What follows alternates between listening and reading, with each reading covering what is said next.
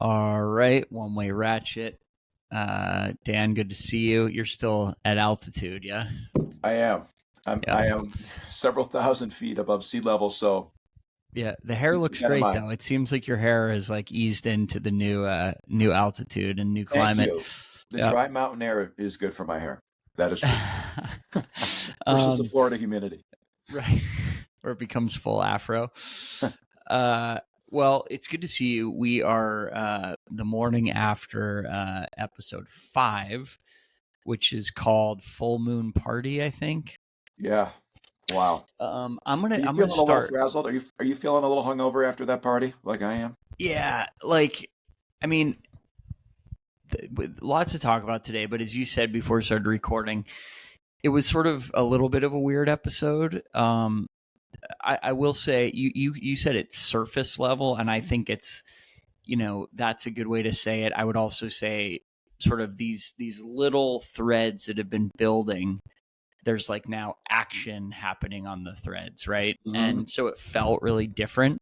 And I woke up this morning, I was like, well, what happened? Like the whole thing is sort of like a blur of these things that we've been wondering about like starting to happen, but there still wasn't a big like payoff in the form of what we know is going to happen, which is sort of a death or a shooting or some version thereof. Hmm.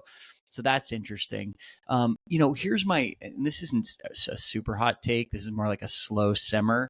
But as I told you, we've been watching seasons 1 and 2, like during the days when we're waiting for the drop of the Yeah. next How do you episode of kill season off the 3. week between episodes? You got to go back. Yeah, exactly.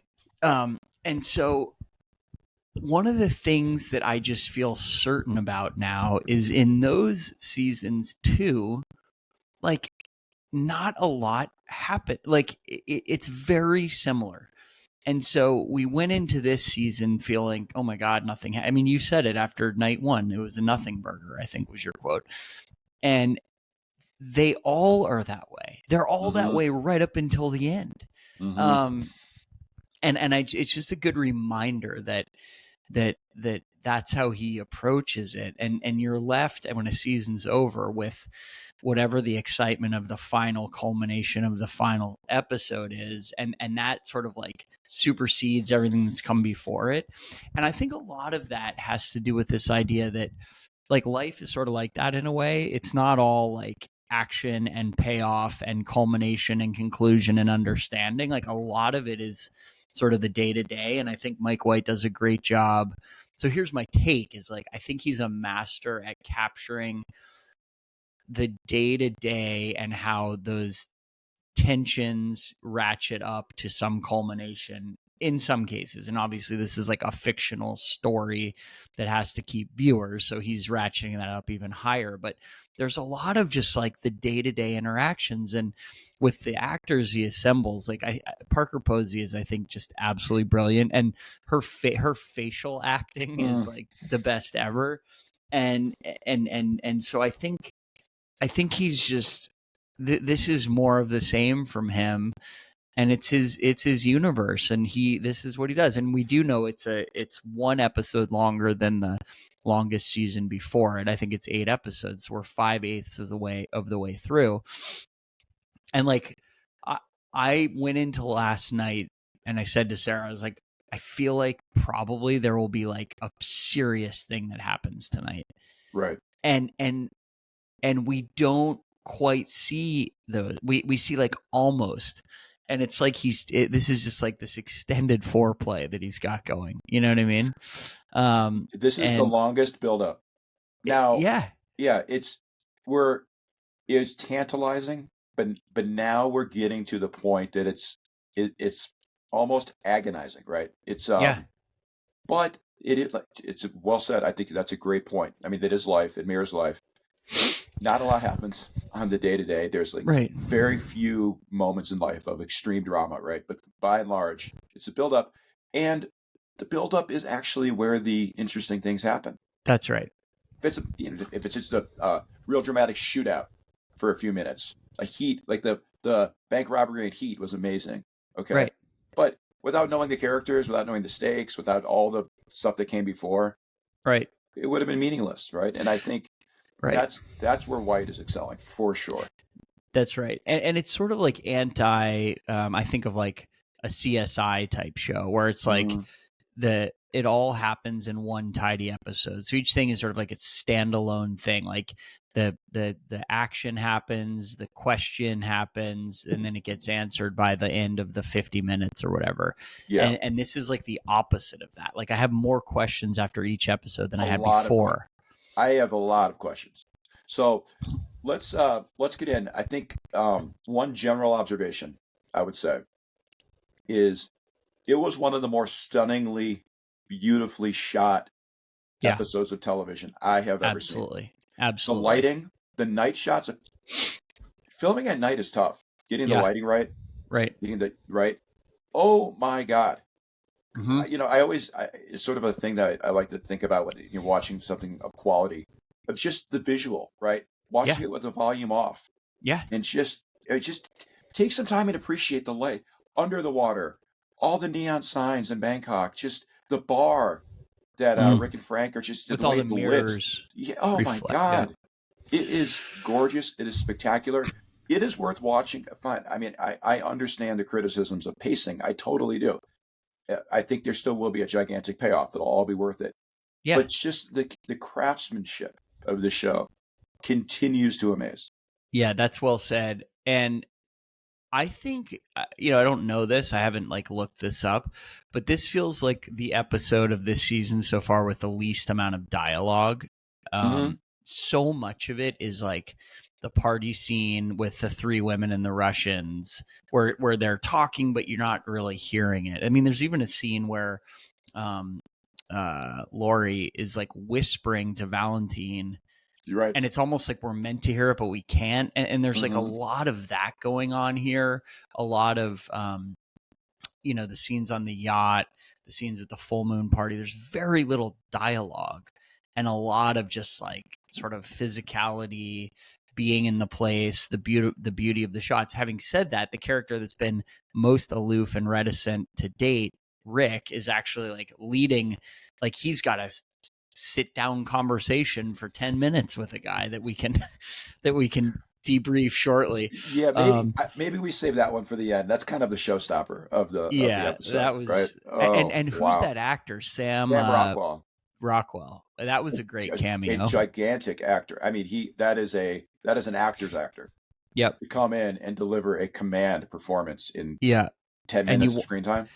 Yeah, and I'm trying to think. I feel like there have been other cameos, like Molly Shannon in season 1, who plays Shane's mom, like a great cameo. Totally. I'm trying to think season 2, if there are great cameos. I'm sort of and it's funny because that's the one we're watching right now. I don't think that there are any quite as like. When he walked up, I was like, oh my God, I couldn't remember his last name, but I was like, oh, that guy, like he's in everything. So that's been great. But yeah, I think it's yet again, like as Tim, and I'm just going to tell this quick anecdote because I think it sort of, for me, sums up the whole episode. When Tim Ratliff is sitting at the table in like the dark, writing his suicide note, holding the gun, Sarah was like, oh my God, is he going to kill himself? And I was like, no, because that's not what this episode is. There is no, it's just like, it's almost like how far can we take this suspension of sort of unknowing? How far out can we take it? Yep. And it's like he's pushing the absolute outer limits of our ability to sit in discomfort, sit in unknowing. Like Gary also not in this episode at all. Interesting. Right. But he's looming out there. That's for sure. He's his presence is felt multiple scenes. Yep. Yeah. So where do you want to start? I think we save Rick to the end. Yeah.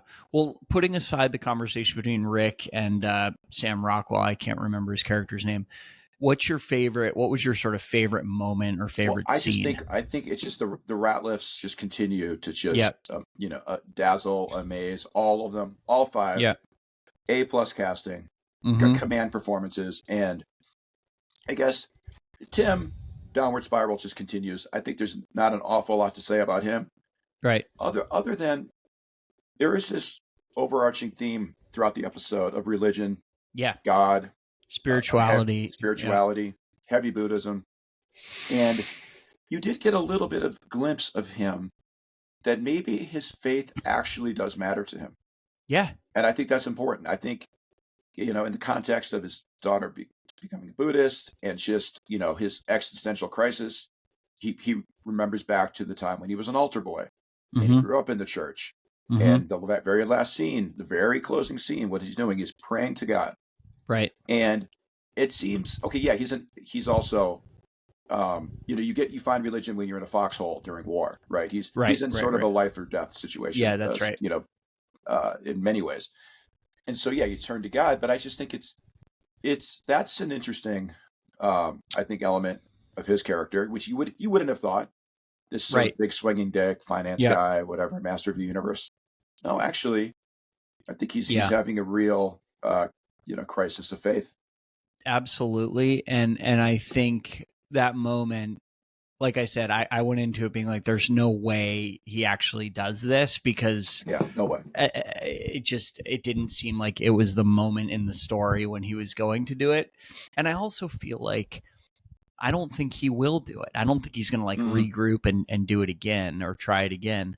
But the fact that it's Parker Posey's interruption coming out in a real moment of tenderness, sort of this you've sort of done it. You've done everything. You're amazing. Absolutely. I mean, that was the most tender moment they've had. And that might be the thing he needed to sort of wake him up and say, all right, I'm dealing with this terrible thing, but actually there's something to live for, and we'll get through this, And to see, I think he's even though he's so drug addled, he's so inspired by Piper. He has such a true connection to her. Yeah, maybe he is finally realizing he has so much to live for, even if he has to go to prison. Yeah. I mean, hey, people go to prison and they survive. And, you also have things of value in your life. But interestingly, it just occurred to me, as we said, when Parker Posey comes out to literally save his life. The only reason that happened is because he stole her drugs. She didn't have him to sleep. Yeah, so she would have been asleep. She would have been sound asleep. And he possibly might have his brains blown all over that. But if you're going to leave a note, you got to leave it in a drawer, because you can't have your brains blown all over it, or they can't read it.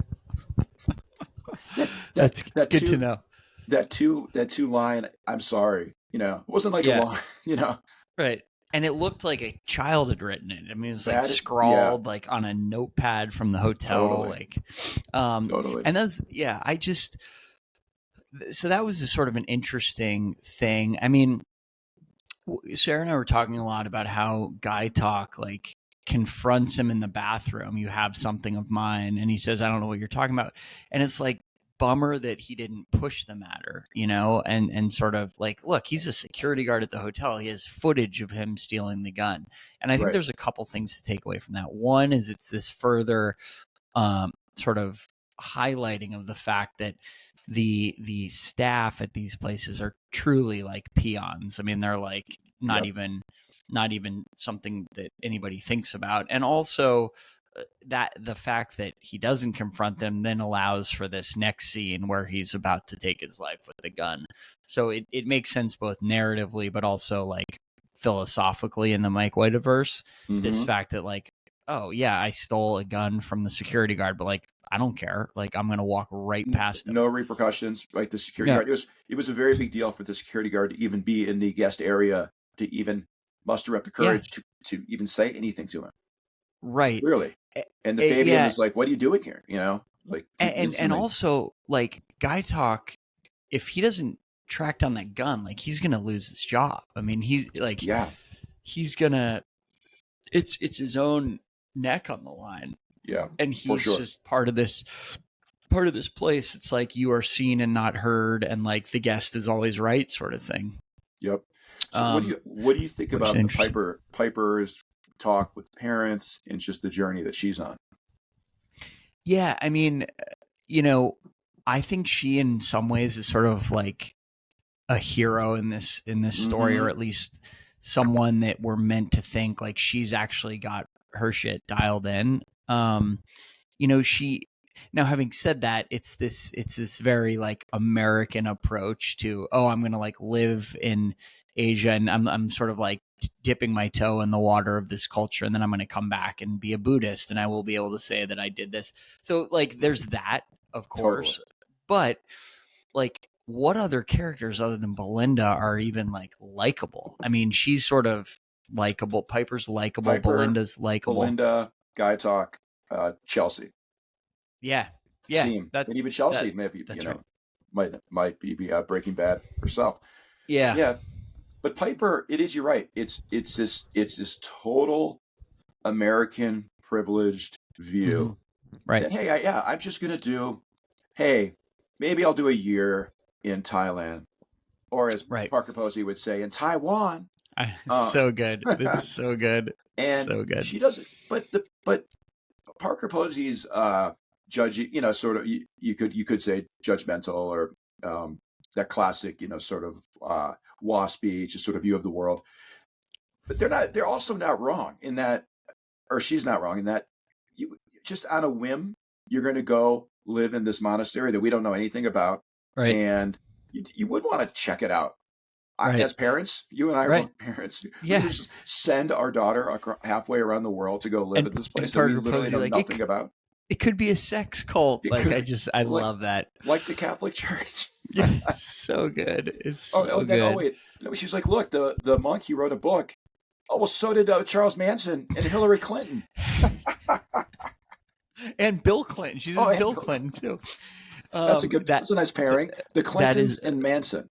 That is one of the great lines. Like he has nailed that family to a wall in terms of how perfect and how tonally perfect they are for that, whatever that slice of life they're a part of. The sort of like super wealthy, very snobby and insular North Carolinian. Like it's perfect. It's so perfect. It's pitch perfect.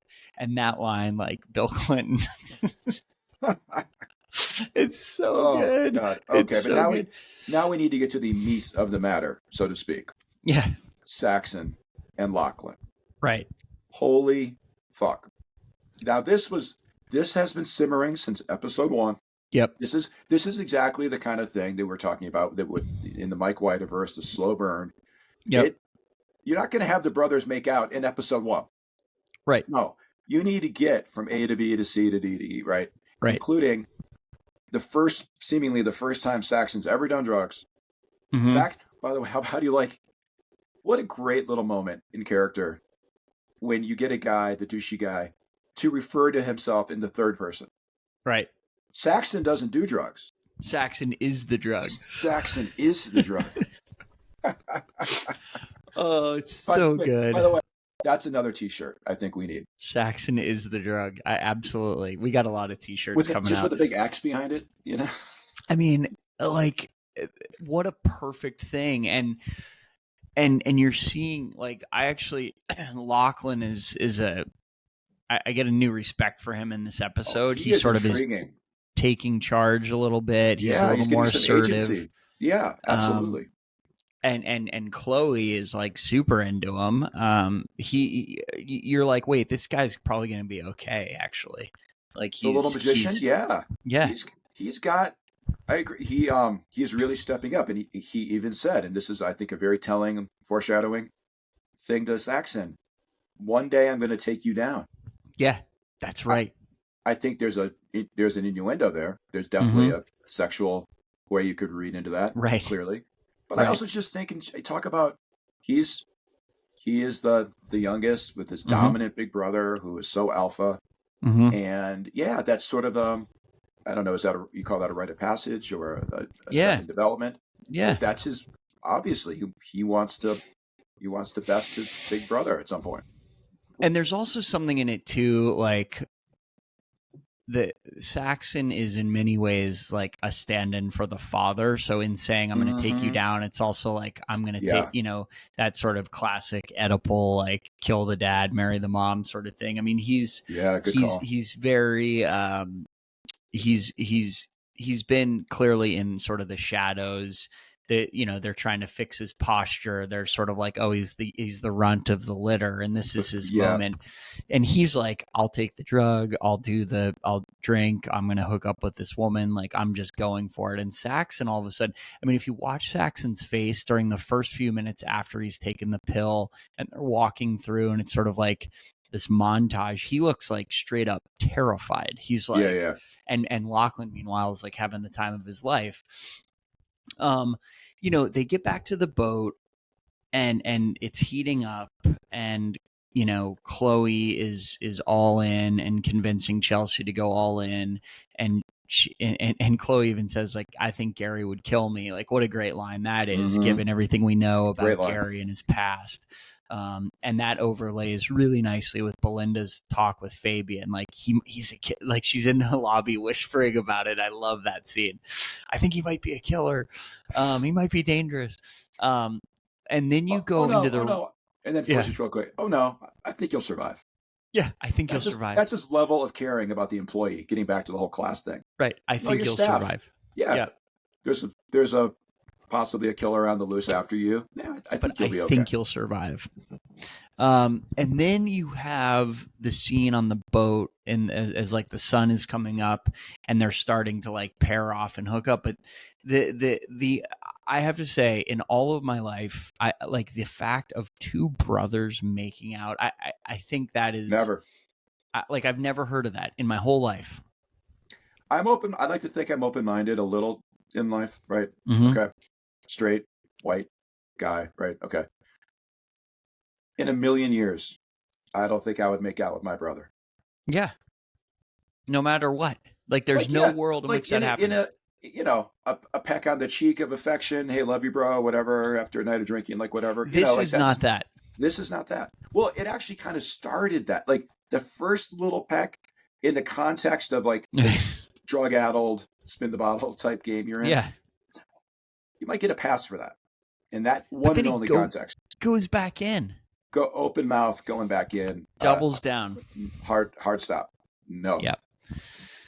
That was an interesting. So here's another thing. Like, if you think about time, you know, this is meant to be a week, right? And the first couple episodes, there's like at least a day and a half, even maybe 2 days. This episode was about like 7 hours of time. Like time gets so compressed to the point that probably the final episode's going to be like an hour. You know what I mean? It's like this exponential compressing of time, which is super interesting. Just thinking what he does with that. And a lot goes on in that short amount of time. But it's funny. We're still not, we still don't have sort of understanding or completion about any of these things. No. Yes. I suppose getting back to the beginning of this is sort of the take on the episode. We're getting halfway closer to the wall with every episode. Right. And you know where that goes, right? You never get to the wall. Nowhere.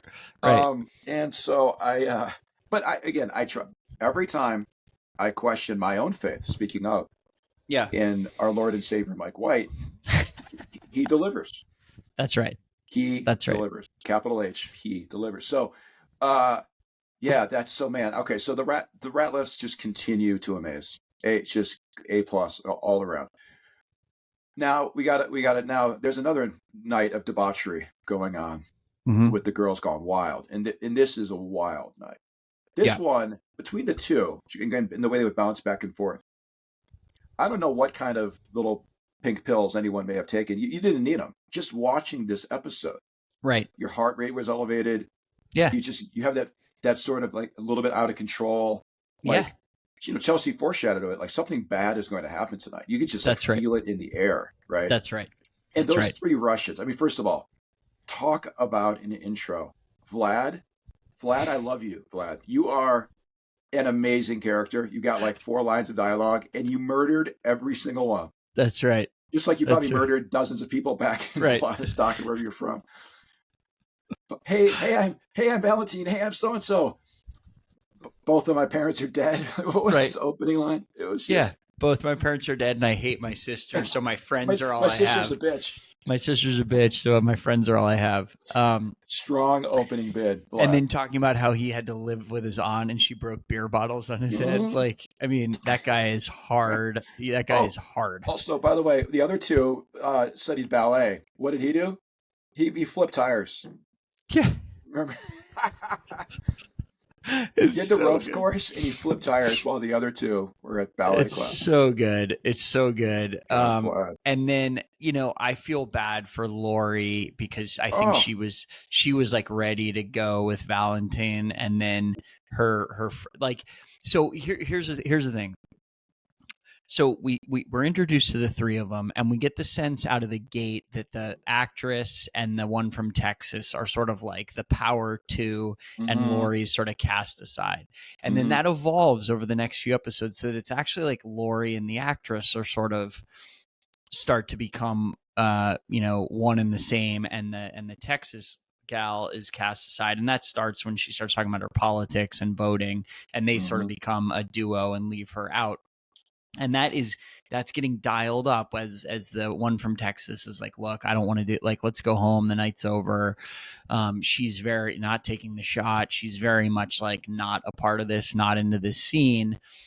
And in a way I was like, I felt happy for Laurie, because I'm like, I feel bad for her. And this was like, okay, she's like finding her groove and she's going to have a fun night. She's the star of the show tonight. Yeah. And then,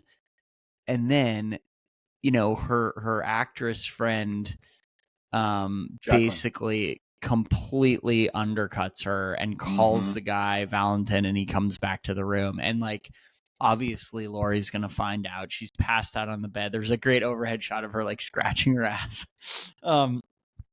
She's gonna find out, and it's gonna like cast her even farther into this sense of like, these are not my actual friends, like these people are terrible.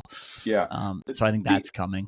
100%. And I think that, you know, White just nails this dynamic. It's just perfectly. We both have daughters. I mean, you have four. I mean, you're going to be immersed in this swirling, never-ending, unsteady dynamic of girls and girl dynamics, right? Totally. And girl power, like this thing, which we've seen it ourselves. We see it like at every age. It doesn't stop. I mean, these are grown-ass women. This power dynamic among women, where you have the alpha, Jaclyn, who seemingly has it all. She has every advantage. Why not let her friend have her moment, right? That's right. But as soon as she saw those other girls, like sort of bad vibing them across the bar, midway, you know, when they're dancing, you could just see in Jaclyn's eyes, oh no, fuck you bitches. Like, I've got this. Game on. I'm going to win. That's right. That's right. I'm going to win. And she, you know, and she does. And not only against all the other girls at the bar, including the three Russian girls who come over, but the ultimate, and I think what you said about the whisper scene between Laurie and Valentine, that's clearly a booty call hookup little thing. Like, we're going back to the hotel or our villa, whatever. Come find me later. I think that's the real implication from that. That's right. And then she passes out. Jaclyn takes him down, and it's just it's sad, right? I mean, it's just you really do feel for Laurie, but that was totally unnecessary of Jaclyn. She's got this perfect marriage, right? She brags about it, right? She doesn't need this. It reminds me a lot of the relationship between the two girls, Paula and the Mossbacher girl, in season 1. Absolutely. And Paula at one point says, like, she always wants what I have, and she, you know, she does this because she can't stand me having something that she doesn't have. And it's so reminiscent of that relationship to me. It was identical. As soon as the hot guy gave the friend the attention in season 1, Mossbacher, what was it? Mossbacher, what was her first name? I'm forgetting her first name, but instantly starts hitting on him. Yeah. And then it's just so, I don't, I know it goes back thousands, hundreds of thousands of years of female roles. So, men had the physical strength, women had to survive on guile and cunning and that kind of thing, and sex, and just being attractive to men. That was their seat at the table. And even to this day, you see it. And I clearly that's what this is heading. I agree. This has to come to light, and this is going to explode the friendship. No doubt. That's right. So we can pretty much check that off the list. Like, the friendship is going to be torn apart. It's going to be a big blow up. That's thing one. Now, how does that relate to what we know is the culminating scene with a shooting and a death? Who knows? Right. Thing two is, I don't think Tim Ratliff is going to die, at least not right now, and not by his own hand. I feel like that's happening.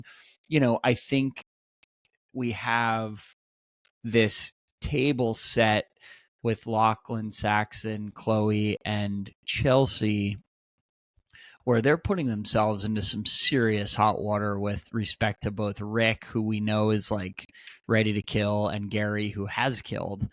Like, these are two boyfriends you don't want to mess with their girls. That's right. Yeah. So like the ratchet has been turned up with that situation too. And then with Belinda, like, everybody now is sort of is about to crash. Like, there's a crash coming for every character. And I think we need to now spend the next, we only have a few more minutes. We need to get into the Rick and his Sam Rockwell character buddy. What's Frank, is it? Yeah. His man in Bangkok. They meet up at the bar. We discover pretty quickly that, Frank orders chamomile tea and he's like, oh, I've been sober for whatever, 10 months. And you're like, oh, maybe this will be a good influence on Rick. Well, maybe. And then Frank's living his best life right now, apparently. He delves into like one of the most absurd stories of his like sexual journey and evolution that you can just see. I mean, the talk about facial acting, like Goggins absolutely nails this scene. I think you've got, in the hierarchy of iconic monologues in screen history. Yeah, you've got Christopher Walken, This Watch, in Pulp Fiction. I think remains in a category by itself. Yep. This is up there. This is a wow, did not see that coming monologue, but delivered with such sincerity. Like, you weirdly you felt for this guy. Well, Rockwell's such a great actor, but it was right. It was convincing. It felt, he was so open. I mean, you're meeting your buddy that you used to party with and got into some bad shit with, like these very alpha guys that you imagine to be. Could you imagine telling the story to your friend? And he does it completely without any sense of like shame or embarrassment. He's like, yeah, this is the thing. And to his credit, like, Rick just sort of listens and Rick was he was an ally. I mean, he really was. Yeah. He wasn't judgmental. He doesn't judge. To his credit, right? Yeah. I mean, he is like, he's probably white knuckling on that glass, like, as the story's going on, like, keeping it together.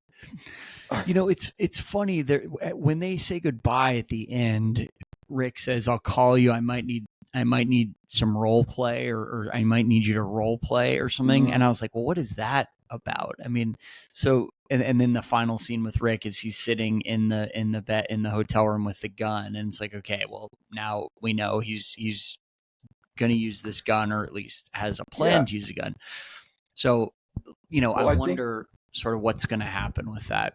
Well, we got some great little nuggets, I think, with other than we got to spend a little more time on Frank, but we know a couple of things. These guys are kindred spirits. They ran together for some time, and they're both not welcome back in certain major countries. I mean, Frank can't go back to the U.S. He's going back to hide or seek. I mean, he's somewhat hiding, and so we both know there's a absolute truly shady past for both of these guys. Yep. Okay, but just getting back to Frank's metamorphosis, awakening. So I think there's two. This is like on two tracks. Mm-hmm. One is, it definitely so it connects to this overarching theme of Buddhism, of sort of being fulfilled from within. I mean, he was the epitome of seeking, of conquest, and just this empty, pleasure. like you said, right. I could do this 1,000 times. What can I do it 1,000,000 times? Right? Did it bring me any degree of happiness, fulfillment, sense of purpose? Clearly, no. And it sounded like he was on an amazing run. I mean, take him at his word. Like just the drugs and women. Like, I mean, it sounds like in the sort of the Saxon worldview. Yeah. If you've got one life, make the most of it. Have as much sex with as many women as possible. Okay, all that. And he did. He found no meaning in it. And so he sort of went within, being honest with himself. Now, plot twist, what he found when he was being honest with himself is that maybe the person he is on the inside doesn't match the person he is on the outside. And maybe he identifies as Asian female. Now, I think that's very interesting. But really, to me, what's actually happening is Mike White is just pushing all of the buttons. He is shoving all in. We've had so much gay, so to speak. Just like season 2, going to help my uncle out. He's shoving all in. But in truth, no, really, he is now. Just plainly gay straight. I mean, please, that's so boring. Now we're into incest and trans. Yep. He's just playing with all the tropes. He's like pushing all the norms, all the conventions. Yeah. And that's right. I'm again open-minded. We're here for it. I don't quite understand it, but I feel for the guy. I mean, I think anyone can relate to that. Whatever your thing is. What's your feeling, what's your truth versus like what's your external persona, right? The persona is the mask we wear for the world. Well, he seems, it's interesting. He in a way is sort of like one of the most enlightened, or at least seemingly enlightened characters in the show. Absolutely. And achieves that by, going down a path that's like very non-traditional, let's say.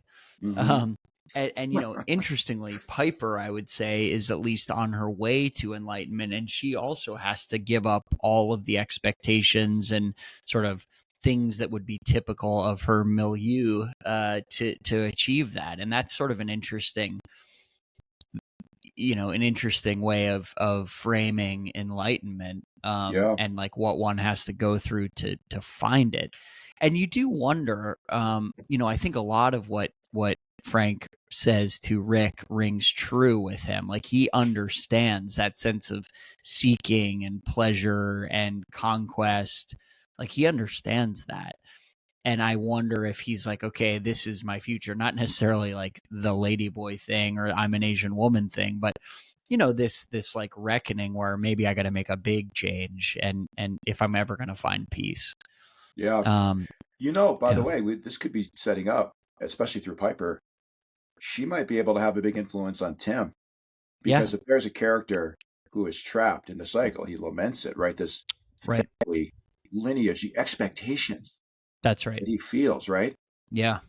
You could use a little Buddhism in his life, brother. Well, a wild episode. What and it just, we're not. Yeah. I mean, I watched it and I was just like, wow, that was a lot. Every moment was sort of just ratcheting. We didn't even get into Belinda and Porn Chai, but that's a whole thing. Very happy. I like that. I'm scared, of course, now the stakes are right for the nice characters. When nice things happen to nice people, now you're just at maximum level of fear of something bad. That's right. You're on the edge of your seat. But it was a good one, man, as always. Hey, on that note, Monkey Watch. I think we should do a little check-in every episode. Yeah, I mean, there's now yet another gun, and there's two guns floating around. There's Rick's gun, which at the moment is in Bangkok, but presumably he'll bring it back, or maybe he won't. Maybe not. I think that's why he had to get it in Bangkok. That's probably right. Yeah, probably hard to fly with one. Yeah. That's a good point. Very good point. But now Guy Talks Gun is like floating around. Very few monkeys in this episode. I didn't really track. I'm on hyper vigilant. Monkey watch. I didn't really. Maybe we'll get back to the but in the opening sequence, that tapestry painting, there are monkeys everywhere. There's even a final scene where the monkeys are like attacking this tower with a couple people huddled at the top of it. So like there's a big monkey thing. So we'll see. Monkey watch. Yeah, monkey watch. Last thing I'll say too, and on it is not a spoiler because I am watching the trailers and whatnot, so I am doing that now. But this is a little bit of a teaser. We are going to meet Rick's guy, right? The guy he's looking for. Can never remember his name. Jim Hollinger. Turns out it's another real actor they've cast for that role. Really? So yeah, I'm not going to say. We'll see who it is, but I just think that tells you something that. He's gonna play a part. Something memorable is gonna come from that interaction with Rick. Great. Yeah, look forward to it. Yeah, amazing. All right, amigo. I feel like see you. After that episode, we need a few days of clean juicing and introspection. Detox, full detox. All right, my man. Enjoy the skiing. Thanks, man. All right, we'll see you next time.